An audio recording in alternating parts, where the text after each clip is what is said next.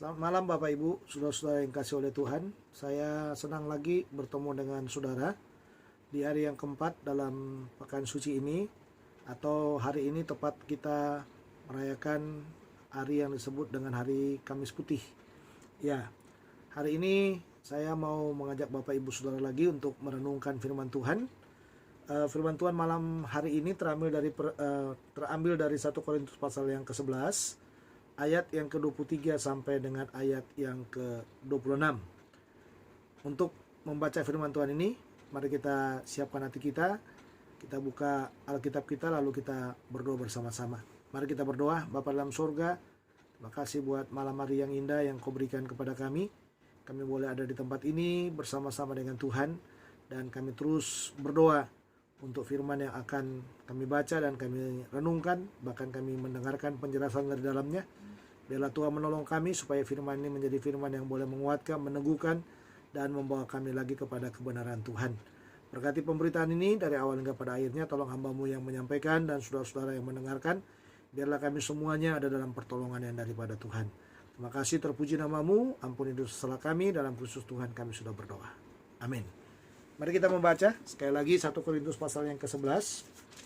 Ya, kita melihat ayat 23 sampai dengan ayat yang ke-26. Demikian firman Tuhan, sebab apa yang telah kuteruskan kepadamu telah aku terima dari Tuhan, yaitu bahwa Tuhan Yesus pada malam waktu ia diserahkan mengambil roti, dan sesudah itu ia mengucap syukur atasnya. Ia memecah-mecahkannya dan berkata, inilah tubuhku yang diserahkan bagi kamu. Perbuatlah ini menjadi peringatan akan aku. Demikian juga ia mengambil cawan sesudah makan, lalu berkata, cawan ini adalah perjanjian baru yang dimeteraikan oleh darahku. Perbuatlah ini setiap kali kamu meminumnya, menjadi peringatan akan aku. Sebab setiap kali kamu makan roti ini dan minum cawan ini, kamu memberitakan kematian Tuhan sampai ia datang. Bapak Ibu, saudara-saudara yang kasih dalam Tuhan, tema kita pada malam hari ini adalah perjamuan yang membarui cara pandang menurut perintah baru. Ya, sekali lagi, perjamuan yang membarui cara pandang menurut perintah baru. Jadi perjamuan yang memperbarui cara pandang menurut perintah baru. Tradisi gereja mencatat bahwa ada hari yang disebut dengan hari Trisuci. Ya, hari Trisuci itu adalah Kamis Putih, Jumat Agung, dan Sabtu Sunyi. Kamis Putih adalah akhir dari semua Prapaskah yang sudah diperingati oleh gereja sebagai persiapan untuk memasuki Paskah. Pada Kamis Putih ini, kita diingatkan untuk menelusuri hal-hal penting yang Tuhan Yesus lakukan bersama dengan para muridnya. Salah satu hal yang paling penting dia lakukan adalah melakukan perjamuan bersama dengan para muridnya. Ada banyak orang kalau menelusuri Kamis Putih, dia selalu mengkaitkan dengan Getsemani. Tidak ada salahnya, karena memang Getsemani itu juga adalah bagian dari Kamis Putih. Sebelum dia disalibkan, dia bergumul di atas gunung, di atas gunung Getsemani itu. Dia berdoa dengan tekun dan meminta supaya kalau boleh cawan itu lalu dari hidupnya. Nah, urutan perjamuan terakhir yang dilakukan oleh Tuhan dalam Injil Yohanes agak berbeda memang penyajiannya dengan Injil Sinoptik, baik itu Matius, Markus, dan Lukas. Ya, jadi kalau kita bisa melihat di Injil Sinoptik itu, kita bisa memperhatikan memang semua arah dari dari cerita akhir dari perjalanan Yesus sebelum dia ke Golgota itu, semua dijelaskan di sana adalah hal-hal yang berkaitan dengan perjamuan sebenarnya. Tapi Yohanes mencatat yang lain sebenarnya. Dia tidak mencatat persoalan perjamuannya, tapi yang dia catat adalah persoalan perintah barunya. Ya, perintah barunya yang berkenaan dengan bagaimana dia membasuh kaki murid-muridnya. Dan lewat pemberitaan itu sebenarnya yang mau ditekankan oleh Yohanes kepada kita adalah bahwa persekutuannya dengan Tuhan, apa yang dilakukan selama ini bersama dengan Tuhan, sekarang dia beri contoh kepada murid-muridnya supaya mereka boleh saling merendahkan diri satu dengan yang lain Dan inti nanti kalau sudah melihat di dalam ayat yang ke-31 sampai dengan 35 itu dijelaskan kepada kita bahwa inti dari semuanya Yesus sebenarnya sedang menjelaskan dan menyampaikan perintah yang baru kepada mereka, bagaimana mereka untuk hidup saling mengasihi. Tetapi kalau tidak dimulai dengan kata merendahkan diri, ya tidak mungkin itu terwujud untuk dilakukan. Nah, itu sebabnya kalau setelah melihat dalam bagian ini, Yohanes menyajikan topik pembasuhan kaki sebagai fokus utama pelayanan Tuhan Yesus kepada murid-murid. Dalam pasal 13 ayat 1 sampai dengan 20. Dan perintah kepada murid-murid untuk melakukan perintah baru supaya mereka saling mengasihi. Itu dalam pasal 13 ayat 31 sampai dengan 35. Jadi kita bisa melihat bahwa sebenarnya Yesus sedang membawa mereka kepada apa? Kepada satu nuansa. Ya, nuansa aplikasi yang sangat penting ya yang mereka lakukan selama ini dengan mengikuti Yesus itu, sekarang mereka diperhadapkan untuk mereka benar-benar bisa melakukan apa yang dilakukan oleh Yesus dengan membasuh kaki daripada murid-muridnya itu. Nah, sementara kalau sudah melihat dalam Injil Sinoptik, perjamuan terakhir bersama dengan Tuhan menjadi fokus pemberitaan sebelum Tuhan Yesus ke Getsemani. Jadi malam terakhir atau di malam Kamis Putih itu memang Tuhan Yesus melakukan perjamuan terakhir itu. Nah, itu sebabnya tidak salah tadi tema yang kita angkat adalah perjamuan yang membaharui cara pandang menurut perintah baru. Jadi satu sisi yang kita harapkan dari tema ini adalah bagaimana kita menggabungkan apa yang dikatakan dalam Injil Sinoptik dan juga apa yang dikatakan oleh Injil Yohanes, nanti yang didasarkan kepada apa? Dengan apa yang disimpulkan oleh Rasul Paulus tentang makna perjamuan itu untuk kita orang-orang yang percaya. Nah, Bapak Ibu, saudara-saudara yang kasih dalam Tuhan, kita harus tahu konsep teologis dan konsep praktis apa saja dari perjamuan yang mempengaruhi cara pandang menurut perintah baru. Jadi, kita harus tahu malam hari ini apa konsep teologisnya, apa konsep praktisnya. Sehingga saya boleh memahami perjamuan itu dengan cara pandang perintah baru tadi. Dan perintah baru itu sudah jelas tadi ya. Saya sudah katakan kepada Bapak Ibu bahwa perintah baru itu adalah bagaimana supaya mereka boleh hidup saling mengasihi satu dengan yang lainnya. Nah, mari kita melihat dari konsep teologis perjamuan itu. Kalau saudara dengan detail memperhatikan 1 Korintus pasal 11 ayat 23 sampai dengan 31 sebenarnya.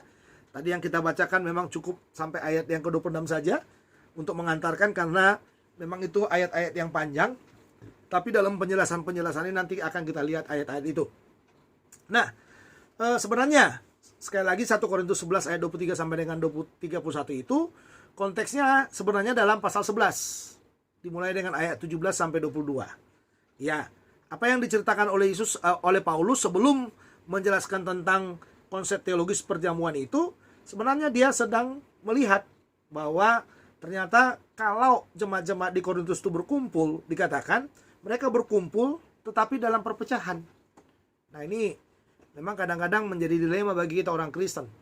Kadang-kadang kita ngumpul pergi ke gereja, tetapi hati kita itu penuh dengan kebencian.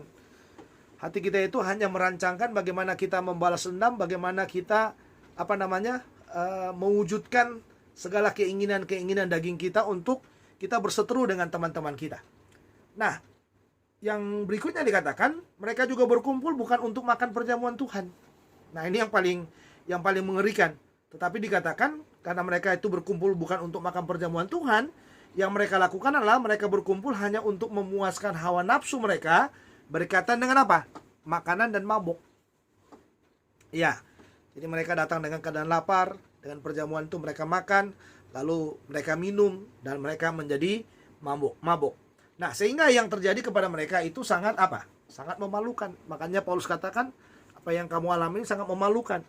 Nah, konteks inilah yang mendorong Paulus untuk menjelaskan sebenarnya perjamuan tersebut dari sudut teologis. Jadi, karena persoalan yang muncul di jemaat itu, sekarang Paulus mau menjelaskan itu secara teologis kepada mereka. Apa sih perjamuan itu? Gitu loh. Ya, supaya orang tidak salah juga. Karena memang di akhir-akhir ini juga dalam konteks kita banyak sekali orang juga menyalahgunakan perjamuan itu dalam konsep yang salah juga. Tetapi kita mau melihat secara biblikal dalam teks kita sebenarnya konsep teologis tentang perjamuan itu apa. Nah, Dari sudut teologis dikatakan perjamuan itu haruslah menjadi peringatan kita akan Tuhan. Itu tadi kita sudah bacakan dalam ayat 23 sampai 25 itu, dikatakan peringatan dalam bagian ini adalah upaya kita mengingat karya Kristus bagi keselamatan kita. Makanya dikatakan waktu Tuhan mengambil roti itu dan mengangkat cawan itu, dikatakan inti dari pembicaraan tadi dalam konteks kita itu adalah Paulus katakan dalam bagian itu adalah perbuatlah ini setiap kali kamu mengingat aku. Ya, jadi mengingat aku. Jadi kalau kita melakukan perjamuan itu sebenarnya kita sedang mengingat apa yang menjadi karya Tuhan bagi kita. Kita sedang mengingat segala sesuatu yang baik yang Tuhan sudah kerjakan dalam hidup kita. Sehingga kita bukan lagi orang-orang yang menuju kepada maut, tapi kita adalah orang-orang yang diselamatkan oleh Tuhan. Waktu kita mengangkat roti dan cawan, secara teologis kaitannya adalah mengingatkan kita akan tubuh dan darah Kristus yang pernah tercurah untuk kita. Jadi setiap kita mengangkat roti itu dan cawan itu, sebenarnya nun jauh di sana. Nah itu dia, nun jauh di belakang kita sana. Ya, waktu kita mengangkat sekarang roti dan cawan itu, yang harus kita ingat adalah bagaimana Tuhan menyerahkan tubuhnya, bagaimana Tuhan menyerahkan darahnya, supaya apa? Supaya ada jalan keselamatan bagi kita. Supaya kita memperoleh keselamatan yang bersumber daripada Tuhan. Nah, lalu yang berikutnya dikatakan, yang kedua, konsep teologis yang kedua tentang perjamuan itu adalah dikatakan, perjamuan itu mendorong kita untuk bersaksi. Ayat 27 itu. Ya, di sana dikatakan, jadi barang siapa dengan cara yang tidak layak makan roti atau minum cawan Tuhan, ia berdosa terhadap tubuh dan darah Tuhan. Ya, dikatakan sana, ayat 26. Sebab setiap kali kamu makan roti dan minum cawan ini, kamu memberitakan kematian Tuhan sampai ia datang. Nah, saudara, saya suka kalau saudara melihat sana adalah perhatikan apa yang dikatakan dalam frase memberitakan kematian Tuhan. Ya, lalu dikatakan limitnya, memberitakan kematian Tuhan itu limitnya sampai Tuhan datang. Ya, jadi setiap saudara mengambil roti dan cawan itu, saudara harus ingat, ya harus ingat untuk apa? Untuk bersaksi. Apa yang saudara saksikan? Yang saudara saksikan adalah apa yang Tuhan Yesus sudah lakukan dalam hidup kita. Nah, memang kata memberitakan, ya itu kata ngelete, yang merupakan kata kerja present aktif dikatakan, yang diterjemahkan dengan proklaim. Proklaim itu artinya memberitakan atau mengabarkan. Ya, ini berarti pemberitaan itu tidak hanya sebagai sarana apa? Penginjilan. Jadi, kalau kita bilang memberitakan itu hanya satu sisi sarana penginjilan untuk membawa orang percaya kepada Yesus, ya memang benar-benar aja, sah-sah aja. Tapi sebenarnya yang mau ditekankan di sana justru jauh di balik itu. Karena dikatakan bukan sebagai sarana penginjilan, tapi juga menjadi apa? Bagian yang terus diberitakan. Dengan demikian, setiap kita ikut perjamuan, berarti kita siap dan selalu untuk apa? Memberitakan Kristus. Jadi setiap kita mengambil perjamuan itu, yang harus kita ingat adalah ya kita harus siap memberitakan Kristus. Dalam kondisi apapun. Baik itu kepada orang yang belum kenal Yesus atau yang sudah mengenal Yesus. Cerita tentang Yesus, cerita tentang tubuh dan darahnya yang tercurah bagi kita, harus menjadi inti cerita yang harus kita ceritakan kepada banyak orang. Sekali lagi, limit pemberitaan itu sampai Tuhan datang. Yang ketiga, ya jadi konsep teologisnya. Yang ketiga tentang perjamuan itu dikatakan berkaitan dengan pengakuan kita akan tubuh Tuhan. Nah, ini yang paling penting ini. Pengakuan kita akan tubuh Tuhan. Perhatikan dalam ayat yang ke-29 itu, di sana dikatakan karena barang siapa makan dan minum tanpa mengakui tubuh Tuhan, ia mendatangkan hukuman atas dirinya. Maksudnya adalah jangan ikut perjamuan kalau kita belum menerima Tuhan Yesus sebagai Tuhan dan juru selamat kita pribadi. Hanya orang percaya yang menjadi manusia baru boleh ambil bagian dalam apa? Dalam perjamuan. Kalau kita tidak mengakui tubuh Tuhan yang sudah berkorban bagi kita, adalah lebih baik kita bertobat terlebih dahulu baru mengambil bagian dalam perjamuan itu. Jadi jelas ya. Jadi kita harus mengakui tubuh dan darah Tuhan itu. Mengakui korban daripada Tuhan itu. Jadi jangan ambil perjamuan kalau saudara tidak mengerti apa itu makna perjamuan. Ya, jadi kita mengambilnya karena kita tahu ada makna rohani di dalam bagiannya. Dan bagaimana caranya? Ya saudara harus mengakui tubuh Tuhan itu. Mengakui apa yang Tuhan sudah buat dalam hidup kita, sehingga apa? Sehingga mempermudah kita untuk benar-benar masuk dalam perjamuan itu. Itu konsep teologis tentang perjamuan. Yang berikutnya adalah konsep praktis perjamuan itu apa?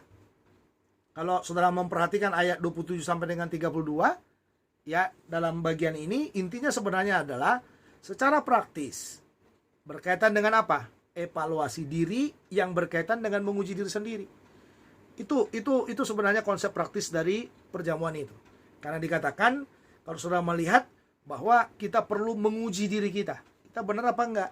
Kita berdosa apa enggak? Kita layak apa enggak? Nah itu penting saudara. Karena banyak sekali orang mengambil perjamuan itu seperti main-main. Seperti tidak ada maknanya di dalamnya. Nah makanya konsep praktisnya harus jalan. Dari perjamuan itu adalah evaluasi diri. Ya, evaluasi diri yang berkaitan menguji diri kita sendiri. Nah, saya sangat percaya ini berkaitan dengan apa yang Tuhan katakan dalam Yohanes pasal 13 tadi. Ya, Yohanes pasal 13 tadi waktu dia memberi teladan membasuh kaki tadi itu. Membasuh kaki. Nah, sehingga muncul pertanyaan dari sana. Mampukah kita merendahkan diri dengan sesama tubuh Kristus?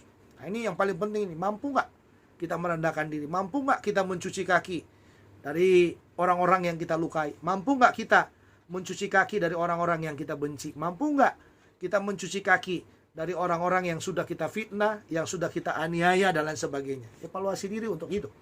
Ya, makanya dikatakan sama seperti Kristus sudah merendahkan diri bagi kita. Kristus mampu melakukannya. Waktu itu Petrus protes. Ya Tuhan jangan, katanya gitu. Karena Petrus merasakan ya aku yang harus mencuci darah Tuhan, mencuci kaki Tuhan. Tetapi apa yang dilakukan oleh Tuhan pada waktu itu kepada Petrus, enggak. Saya harus melakukannya untuk kamu.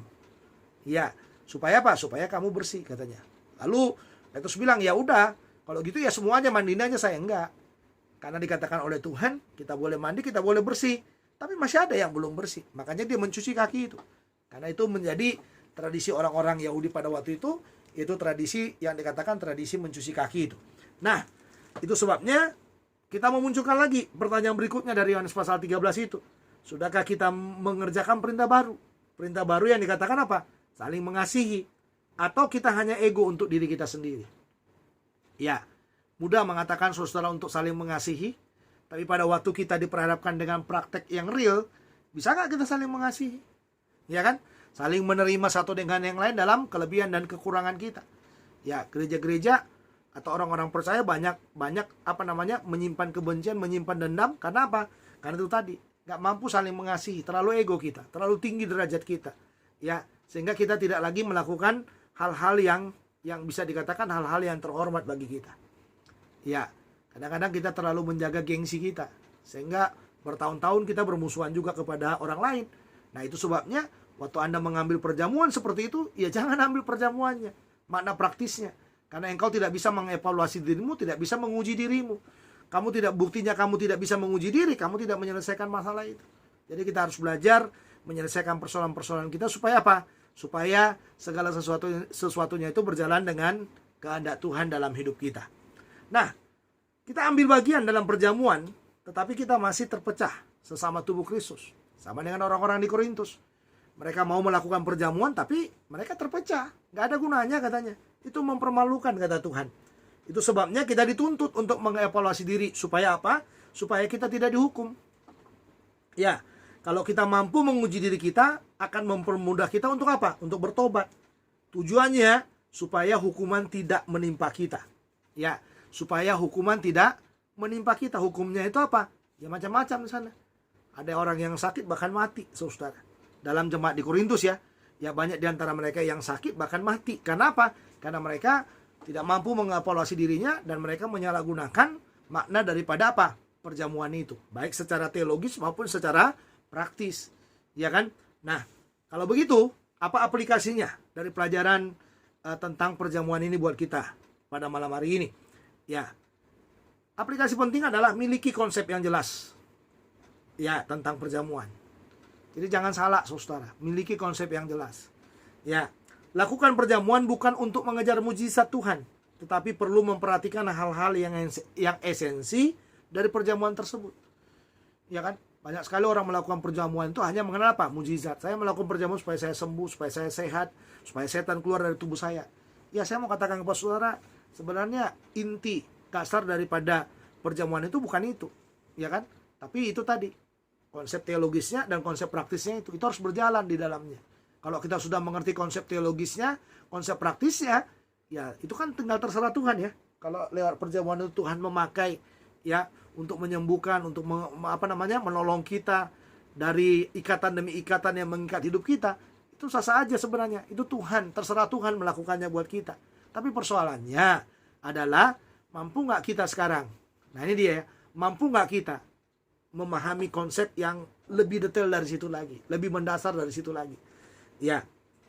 Nah, yang berikutnya aplikasi yang ketiga dikatakan jangan melakukan perjamuan kalau hatimu tidak beres. Nah ini yang paling penting ini. Jangan melakukan perjamuan kalau hatimu tidak beres. Saudara perlu membereskan hati, membersihkan hati di hadapan Tuhan. Saudara harus benar-benar ada di jalannya Tuhan. Jadi jangan ambil perjamuan kalau engkau terikat dengan dosa. Jangan ambil perjamuan kalau engkau terikat dengan pikiran yang kotor tentang dengan percabulan dan hal-hal yang lain. Bahkan jangan ambil perjamuan kalau saudara sedang terikat dengan yang namanya perzinahan juga. Ya, jadi ambillah perjamuan pada waktu saudara mampu mengevaluasi diri saudara dan menguji diri saudara dengan baik. Nah, kalau begitu, apa kesimpulan dari semuanya? Perjamuan yang membaharui cara pandang menurut perintah baru itu berkaitan dengan apa? Berkaitan dengan konsep teologis. Dikatakan sebagai peringatan, berkaitan dengan kesaksian dan pengakuan kita akan tubuh Kristus. Berkaitan dengan apa? Dengan konsep praktis lagi. Sebagai sarana evaluasi diri yang di dalamnya ada menguji diri kita sendiri. Tujuannya dikatakan cuma satu. Ya, supaya supaya kita tidak dihukum, tidak ada yang sakit dan tidak ada yang meninggal. Itu tujuannya. Makanya kalau kita mengikuti perjamuan, benarlah mengikuti perjamuannya. Mendingan jangan dilakukan. Kalau kita sebenarnya dalam ketidakbenaran, mendingan jangan dilakukan. Kalau itu hanya sekedar rutinitas, ya kan? Sekedar rutinitas, sekedar aturan gereja atau dogma gereja, lalu kita mengikutinya. Jangan. Harus ada makna teologis, harus ada makna praktis di dalamnya. Yang benar-benar mengingatkan kita kalau saya mengambil perjamuan ini, apa manfaatnya buat hidup saya. Nah, Bapak Ibu Saudara yang kasih dalam Tuhan, sekarang tugas utama kita adalah mari kita pahami dengan baik perjamuan itu. Jadi jangan mempermainkan konsep perjamuan itu sehingga kita tidak menerima berkat dari dalamnya. Kita perlu ada berkat yang luar biasa, pemahaman yang luar biasa dari setiap perjamuan demi perjamuan yang kita lakukan, baik itu dalam gereja ataupun di tempat-tempat lain kita melakukannya. Tuhan Yesus memberkati kita. Mari kita berdoa. Bapa dalam sorga, terima kasih buat firman-Mu. Terima kasih kami boleh mendengarnya dengan baik. Biarlah Roh Kudus menolong kami, memberi hikmat kepada kami, supaya kami boleh benar-benar berjalan dengan kebenaran Tuhan. Dan biarlah Roh Kudus memampukan kami sepenuhnya, supaya kami boleh berjalan dengan kebenaran yang baru, memahami perjamuan itu dengan baik, dengan konsep teologis yang baik dan konsep praktis yang baik. Tolong supaya kami boleh berjalan dengan kebenaran yang daripada Tuhan. Terima kasih buat firman-Mu, berkati jemaat-Mu, umat-Mu, dimanapun kami berada semuanya, biarlah kami dalam berkat yang daripada Tuhan. Terpujilah Tuhan, dalam Kristus Tuhan kami sudah berdoa. Amin. Terima kasih Bapak, Ibu, Saudara. Besok pagi saya akan menyampaikan topik firman Tuhan berkaitan dengan Jumat Agung. Ya, berkaitan dengan Jumat Agung. Saya sangat percaya kasih Tuhan menyertai saudara, tetap kuat, tetap semangat. Sekalipun saudara ada di rumah, saya percaya saudara tetap sehat, tidak kekurangan, berkat Tuhan bersama-sama denganmu. Selamat malam, Shalom.